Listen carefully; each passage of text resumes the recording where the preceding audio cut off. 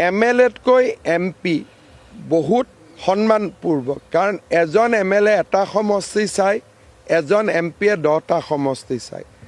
প্ৰদ্যুৎ বৰদলৈয়ে আমাৰ দলত কিবা এটা পাব অহা নাই, তেওঁ কিবা এটা ত্যাগ কৰি আহিছে।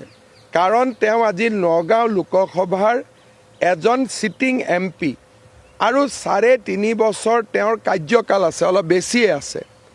গতিকে তেওঁ কিবা এটা ত্যাগ কৰি আজি ভাৰতীয় জনতা পাৰ্টিত যোগদান কৰিছে। ভাৰতীয় জনতা পাৰ্টিয়ে সদায় ব্যক্তিত্ব আৰু ব্যক্তিৰ ত্যাগক সন্মান কৰে।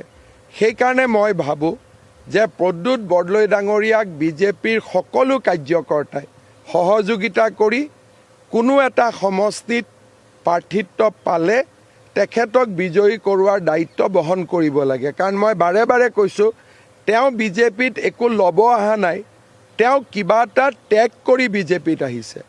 আমি যেতিয়া বিজেপিত আহিছিলোঁ আমি একো ত্যাগ কৰি অহা নাছিলোঁ, কাৰণ তেতিয়া MLA-শ্বিপ মোৰ 2 মাহ আছিলে বা 3 মাহ আছিলে।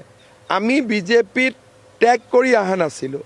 প্ৰদ্যুৎ বৰদলৈয়ে আমাৰ ইতিহাসত প্ৰথম যোনে কংগ্ৰেছৰ পৰা জইন কৰিব কিবা এটা ত্যাগ কৰি আহিছে। 3.5 বছৰৰ তেওঁৰ এটা লোকসভাত টেনিউৰ আছে আৰু নগাঁৱত তেওঁ অহাবাৰো জিকিব পাৰিলেহেঁতেন, কাৰণ নগাঁৱত আমি কেতিয়াও নিজিকোঁ। গতিকে তেওঁ ৰাজনৈতিক জীৱনৰ এটা ডাঙৰ ত্যাগ কৰি ভাৰতীয় জনতা পাৰ্টিত আহিছে।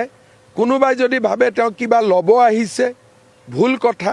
আমি হয়তো ল'ব আহিছিলোঁ, কিন্তু প্ৰদ্যুৎ বৰদলৈ ডাঙৰীয়াই কিবা এটা এৰি আহিছে।